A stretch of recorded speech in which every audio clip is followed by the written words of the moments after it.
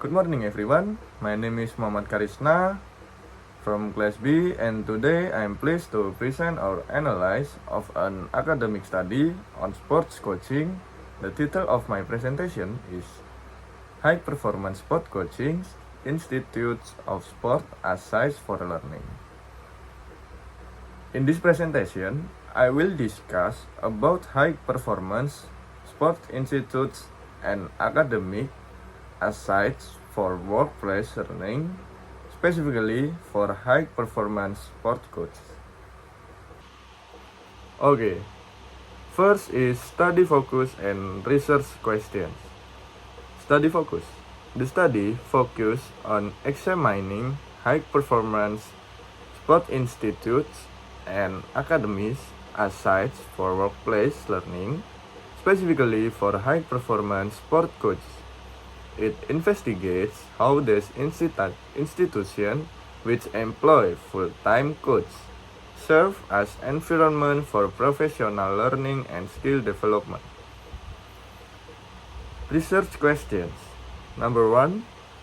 What role does the workplace, institutes, and academies play in facilitating or constraining this learning? Number 2. How can the theories of workplace learning be applied to better understand coach development in this professional sport environment? Number 3. What are the limitations of existing formal coach education program, and how might workplace learning serve as an alternative or complementary approach? Next is objective. First, to examine high performance sport coaching as a form of workplace learning. The study aims to explore how high performance coaches develop their skill within Australian Institute and Academies of Sport, and whether this environment serve as effective sites for learning. Number 2, to investigate the interaction between workplace, affordance, and individual agency. The research seeks to understand how the structure, resource, and culture of AIA influence coach learning alongside the role of personal initiative and professional development effort by coaches themselves. Number 3, to critique the adequacy of formal coach education program. The study assesses whether existing national coach education program sufficiently support high performance coaching development, or if workplace learning plays a more significant role. Okay, next is methodology.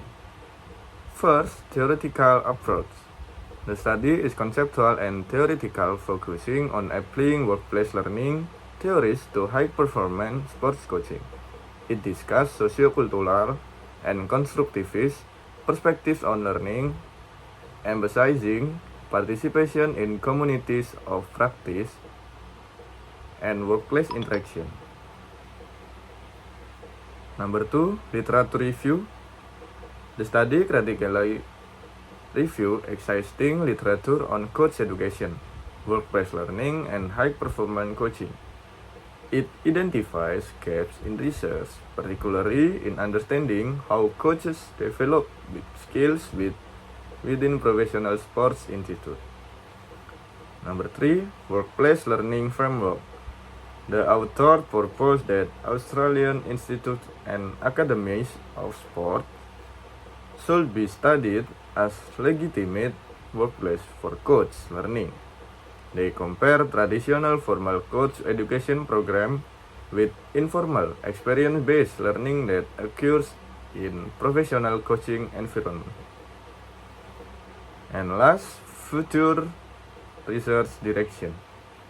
The study suggests that qualitative research methods such as interview, observation, and case studies could be used to explore how high-performance coaches learn in their workplace settings.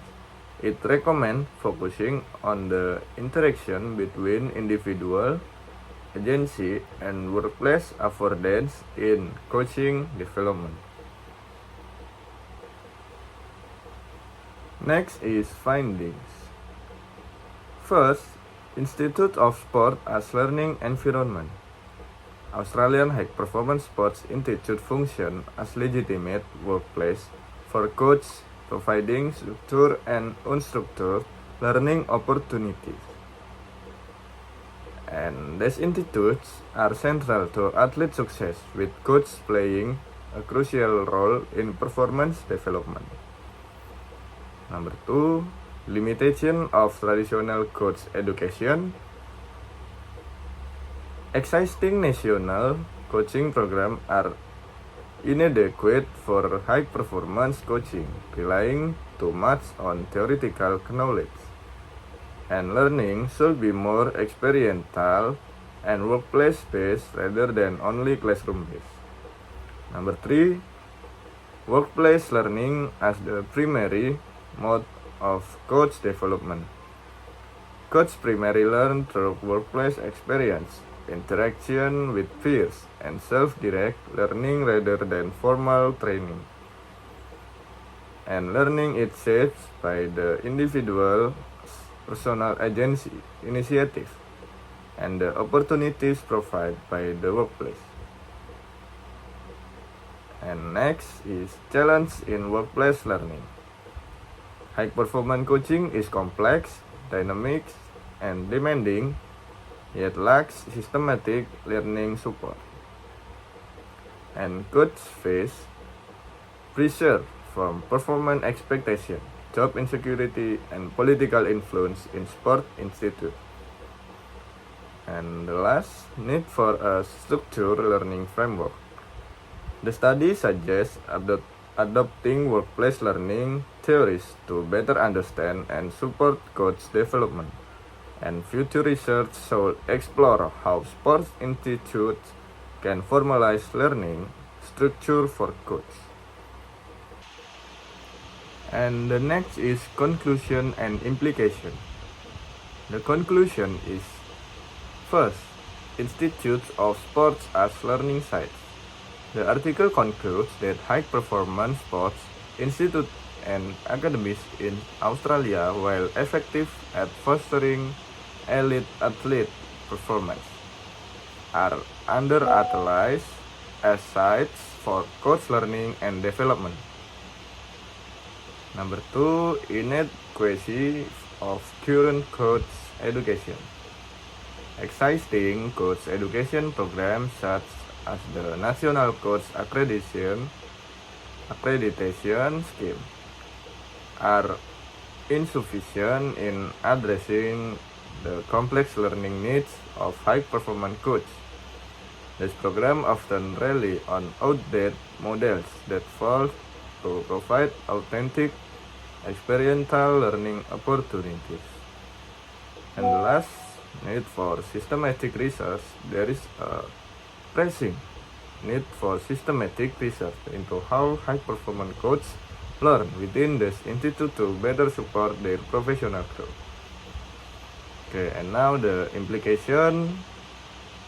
First is shift in educational approach. A more experiential and reflective approach to coach education is necessary, moving away from traditional knowledge transfer model toward authentic, context-based learning. Number 2, recognition of workplace learning. High-performance sport institutes should be explicitly recognized to structure as workplace conducive to continuous learning for coaches, integrating professional development into their roles. Number 3, policy and program revision. National and state level policies guiding coach education need to be revised to incorporate findings from applied research on adult learning and workplace-based learning model. And the last, support for coach dual roles. Give given that many coaches also act as coordinator, educator, and development officer. Tailored development programs should address the multifaceted nature of their responsibilities. Okay, and the last is final thought. First is integrating workplace learning into coach development. Number 2, reforming coach education program. Number 3, fostering reflective practice. Number 4, tailoring program for adult learners. Number 5, collaborative research initiative. And number 6, recognizing coach multifaceted roles. Okay, that's all my presentation. Thank you and good morning.